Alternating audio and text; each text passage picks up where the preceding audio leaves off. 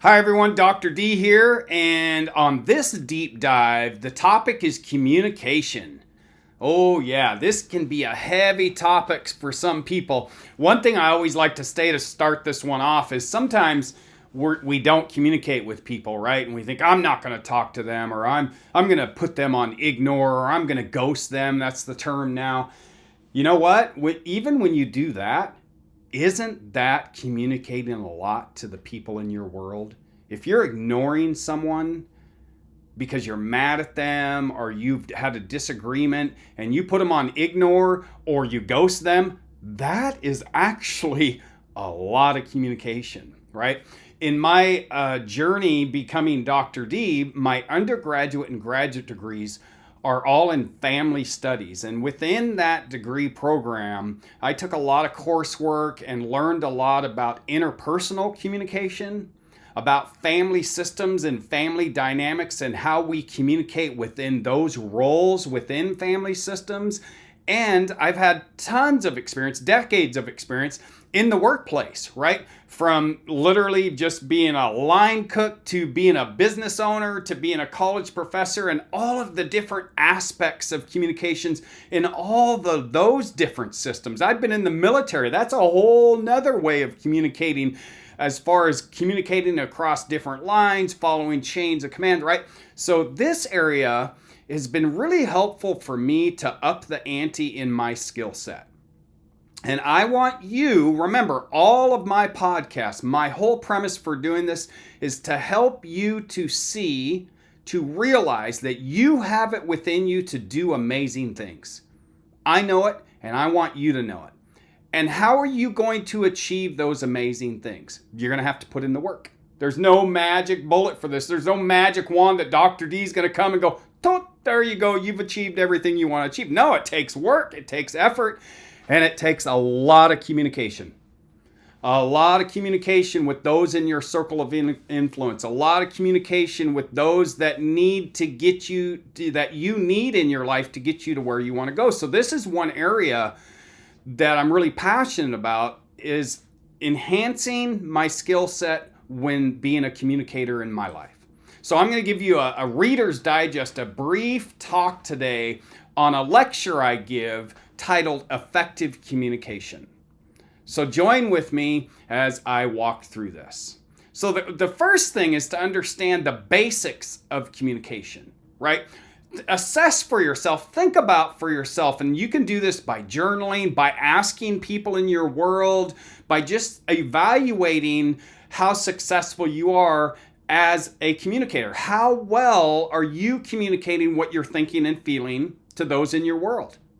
Do you find yourself walking away from communicating with people in your world satisfied, like they understood what you said and felt, and or you understood what they said and felt? Or do you walk away from a lot of communications frustrated, sad, mad, angry, right? That's an easy way to assess how effective of a communicator you are.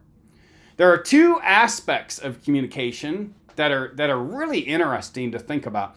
And one is perceptual accuracy. How well do you perceive others' meanings when they communicate to you?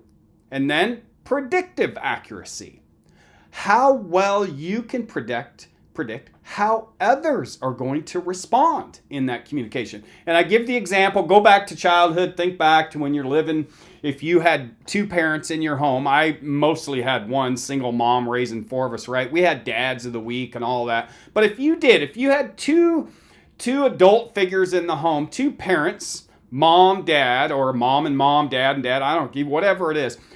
Who did you go ask for the keys to the car? If you wanted to take your date out on a Friday night and you wanted to use the car, who did you go ask knowing that you were more likely to get a yes? And when I ask this question in an in-person lecture, usually hands go, I ask mom, because mom would be more likely, right? That's your predictive accuracy. How well you can predict how others are going to respond. Who you're going to get the yes from. Think of the workplace, right? Have you had bosses along the way? You're like, oh, I'm not going to ask them because I know what they're going to say. Predictive accuracy. And then think of your circle of influence. I've talked about your circle of influence, those 4 or 5 people that you communicate with on a regular basis. Remember, I'm going to say this as many times as I can. You are the sum of the 4 or 5 people in your circle of influence.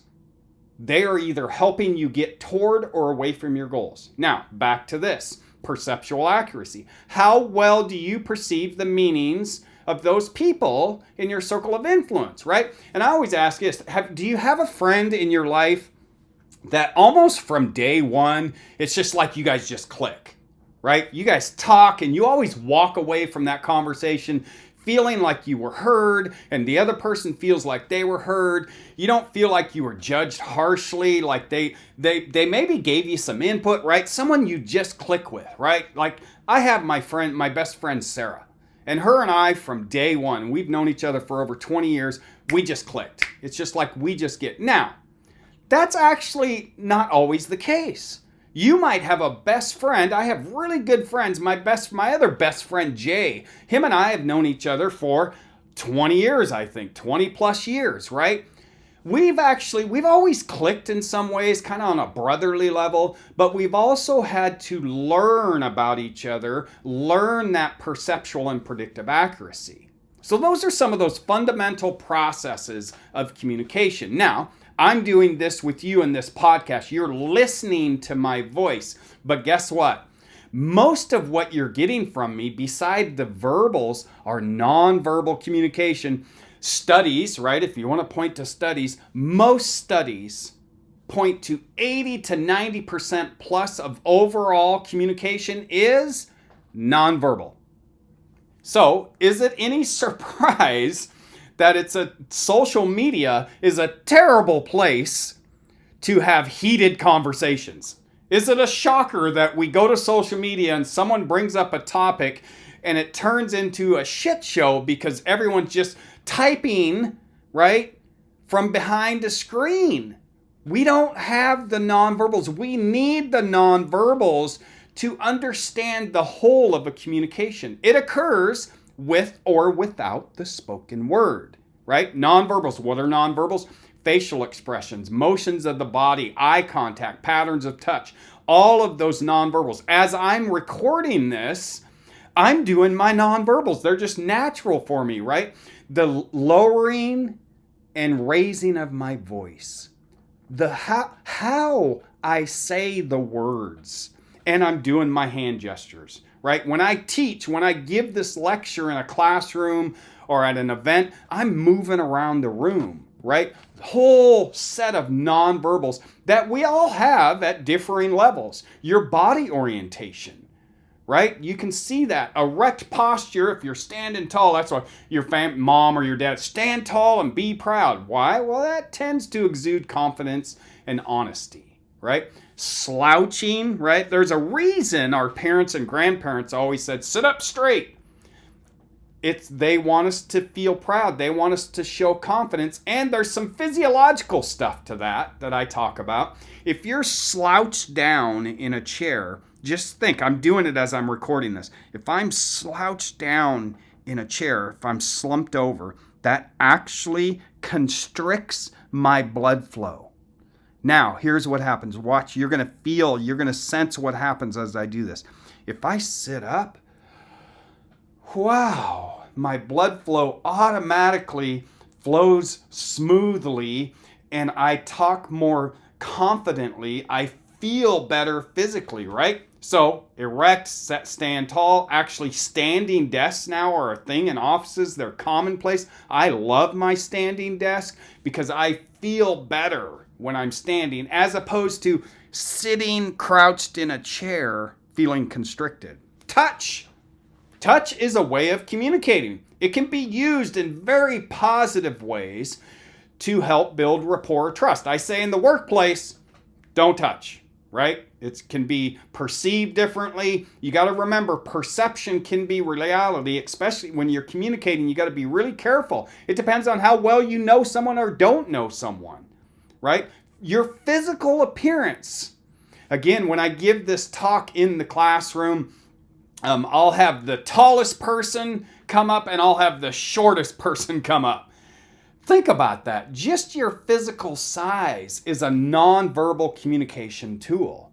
So just having an awareness for yourself. What are your nonverbals when you're communicating, right?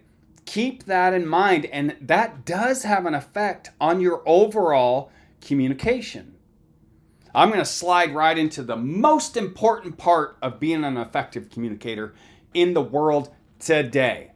And I'm going to start this with, we are all terrible listeners. I know, you're like, no, I'm the best listener in the world. No, just hear me out. We all have the ability to be good listeners by enacting some purposeful skills when someone asks to talk to us. But with our society today, with the massive amount of information we have coming at us at any given time, with our devices, with our laptops, with the internet, it's really become hard to be a good listener. So what is listening, right? It's the process of receiving information. And I'm recording these on YouTube. You can see this physical lecture that I'm recording, and you'll see the slide that I have here, but I'm going to tell you what it is if you're just listening to the process or listening to the podcast. There are 5 physiological steps, biological, physiological steps that our brain goes through when we're listening. One is we receive the information. You're receiving the information through this podcast. Do you understand the information that's being given to you? Think of really hard classes maybe you took in high school or college. Math, biology, chemistry. Those don't come naturally for a lot of people. So you really, do I understand what's coming at me? And if it's coming rapid fire, am I able to do the 3rd step, which is remember it? So we receive, we understand, we remember, and then I say, I smoked a lot of pot in my day. I mean, a lot. You guys know I'm in long-term recovery, and that's my kind of knee-jerk answer when I don't remember something. Sorry, I smoked a lot of pot. But also there's other reasons. It could be the noise in the room. It could be the background when you hear me recording this podcast. That's why I try to lower the distractions when I record these so that you don't have background noise that's causing you to not be able to understand or remember it, right? So you receive, you understand, you remember. And the 4th one, I'm going to start it with this. Hear me out. Evaluating, judging, criticizing. And here's what I'm going to say to you. We all do it. We all judge. I know students see me in the classroom and I have my own kind of style, right? And I'm sure they look at me, some of them go, who does he think he is? Wearing why would he choose to wear that, right? We all judge. It's okay. It's okay that just you're going to do that. What's important about it is what you do with that information, right? Just because someone doesn't look how you want them to look or isn't talking exactly how you want them to talk or isn't saying the exact words and the way that doesn't mean it's bad, right? Everyone's different, but we all do it. Evaluate. And then, here we go. Then the 5th step. So there's 4 steps, then we respond.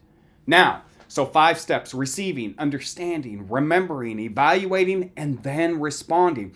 And in a lot of cases, this happens rapid fire. Like we're talking to our friends and we're just having casual conversations, or Katrina and I in the house when we're talking, we're bantering, it's back and forth. We have our Monday night dinners where sometimes it's just really casual with the fam, right? The family's over, just bantering back and forth. So it happens rapid fire. You're doing it rapid fire. Now, here's what I say.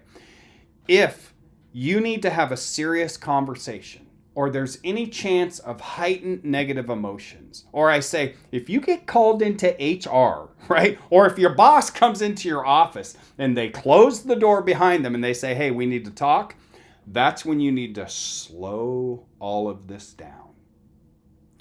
Receiving, understanding, remembering, evaluating, and responding. Okay? So normal, everyday conversation, hey, not a big deal, just rapid fire. But if there's any chance, this is where being an effective communicator is really good. If there's any chance of heightened negative emotion or a workplace scenario where you get called into HR or you're a boss and you need to talk to someone about a serious situation, really slow that down. Now, there's some common barriers to being an effective listener. I gave the one that we all have. It's the massive amount of information we have coming at us at any time. In just the 20, 30 minutes that I'm recording this podcast, if you listen to the whole thing, my educated guess is that you've been looking at your phone, you might be checking emails, you might be getting messages that puts information in your brain and you think, oh, I got to respond to that later. Oh, I have this project deadline. Oh, I got to go pick up Johnny from band practice. Oh, let me go look at the news. Oh God, look at all that information, right? So we just all have that. And then there's some other common ones that always come up. If you're taking a class or going through a training and you don't really see the importance, an uninteresting topic, that can be a barrier to an effective listener. And here's what I'm going to say. If you're a parent, if you're a manager, or if you're a leader, we're all leaders in some way, but if you're running a business, you are going to have people coming to you that you need to listen to, and the topic might not be your favorite topic. I already alluded to this one, criticizing the speaker and not the message. Like, I love teaching. Like, I know that there are probably some people who see me give lectures and go, oh my God, he needs to ramp it down a notch. Who does he think he is? He's just way too animated, right? You're criticizing the speaker, and then you're not listening to what the message is that could be great information for you.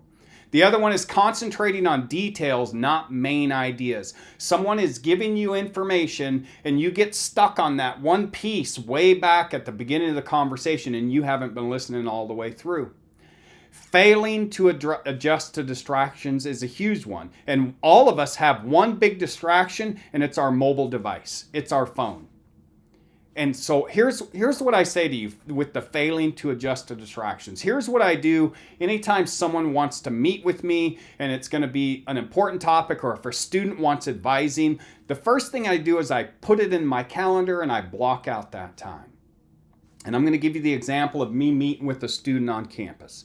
If a student wants to meet with me for advising or talk about coursework or talk about life, whatever it is, I block that time out on my calendar. I set a reminder. So I know, oh, it's coming. And then when that person comes to my office door, I turn away. I actually have my office designed. I encourage you to think about your space. If you have an office or a space where you talk to people regularly, I learned this in counselor school years ago. I turn away from my desk. The only thing between me and the person I'm talking to is air. You can come to my office and see I have 2 comfortable chairs to sit in to have conversations. And my device, my phone, I leave it on my desk.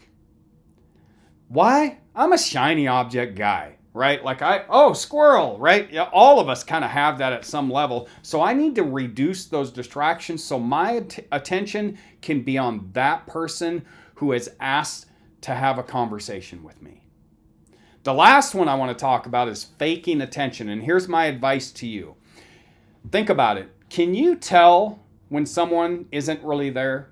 Can you tell pretty quickly when someone's saying they're listening to you that they're not? Yeah, humans, we can tell that. So here's what I'm going to say to you. If you can't have the conversation right now, like couples, I give them the advice, it's okay to take a break. Schedule an important conversation so that you're not faking attention. Because that's about, for me, it's like, oh, that's a no-go. Don't do that. Reschedule the conversation. Have the conversation at a time when you will be present, when you will adjust to the distractions. And then the last one is avoiding difficult listening situations. I give this example. It's pretty funny. Think about when you were a kid and you got in trouble. Let's say mom or dad said, hey, I need to talk to you after school because I got your report card. And you know that you had classes that your grades slipped. So what do? You're like, oh gosh, all of a sudden I have band practice or I have a sports practice, right? So your mom or dad says, okay, well, I'm going to talk to you later when you get home. And what do? You make sure you get home late enough so that they're in bed. That's avoiding difficult listening situations. All of these are common barriers to being a good listener, being an effective communicator. Now, how can you improve your listening competence? Easiest thing is what I talked about. Be prepared to listen. If someone in your world who's important to you, or if it's part of your job and they report to you and you're a manager or leader, be prepared to listen. Put it on your calendar. Make sure you don't have interruptions during the time that you've set aside for this person. And it's okay to take notes. I've been to lots of counseling, right? I've had therapists and I've been a counselor in my past. It's okay to take notes. That's important. And especially in the workplace, if you're going to an HR situation or an important meeting, you see everyone taking notes. That's not a bad thing. The other one is rephrase as you're listening, especially those important conversations where there's conflict or the potential for conflict. Rephrase what you hear the person saying. Don't parrot it, don't mimic, don't mock them, but say, what I hear you saying is you're frustrated because we've made dates to go out to dinner and they've been canceled and you believe that it's because I've canceled them. That's rephrasing the speaker's comments. And you can ask them, is that what you said? And they'll tell you, people will tell you, right? So that's one way to do. And ask questions. If you don't understand something, it's okay to ask questions for clarity. If you do it in a non-judgmental way, if you're using, I probably won't talk about it in this one, but using I statements is a really good thing to employ in your conversations, in your communication repertoire, especially those difficult conversations. You can Google what are I statements when talking about being an effective communicator, and you'll learn what using. It's about not always pointing the finger, not using you statements. You did that and I'm not happy. You always do this. Don't do that. Don't use those all-inclusive statements, because is someone always making mistakes? Probably not. Be specific. Alas. In closing this one up, what can you do to improve your overall communication? Well, employ some of the skills I've talked about. And the Gottman Institute, which when I was in my undergraduate and graduate work, I learned about the Gottman Institute. It's a couple that they're professors at the University of Washington, and they've studied couples and business communications for years and years and years.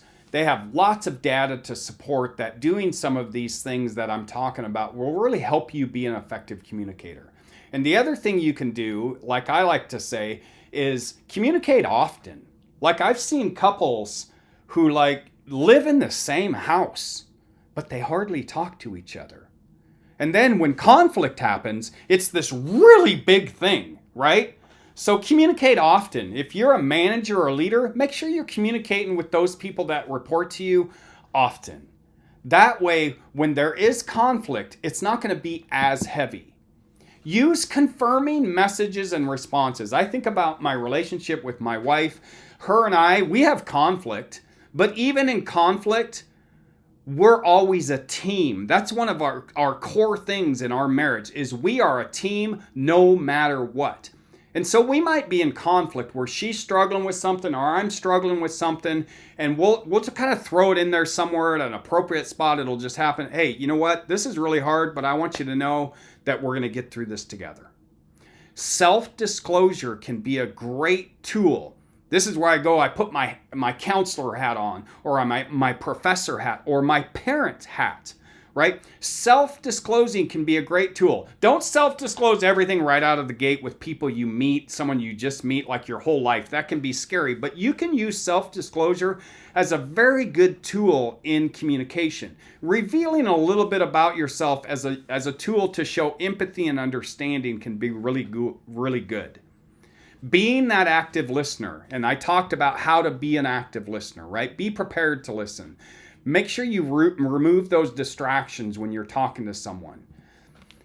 And humor. Humor is good, right? Communicate often. Use humor as part of your overall communication repertoire. Me and Katrina laugh more than we're mad at each other. I remember during the pandemic, right? All of a sudden, couples were together 24/7. And I say this, I married Katrina. I want to be with her for the rest of my life, right? I love spending time with her.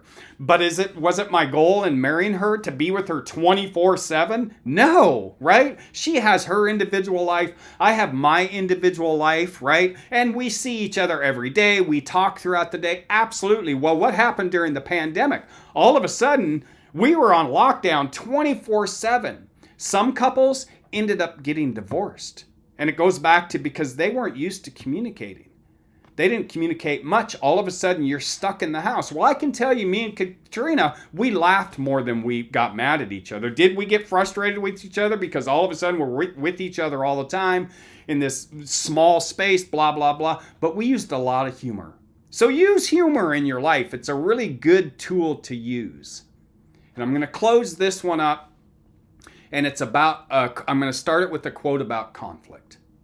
Peace is not the absence of conflict, but the presence of creative alternatives for responding to conflict. Listen, conflict is not bad. It's going to be normal that people are going to disagree. You're going to disagree with your spouse, your loved ones, people in your circle of influence, people that you work with, right? It's how we deal with conflict that is key. And you can apply some of these tools that I talked about in this short podcast to be a better communicator overall and to be better when there is conflict. I hope everyone has a great day, and I hope you're enjoying this podcast.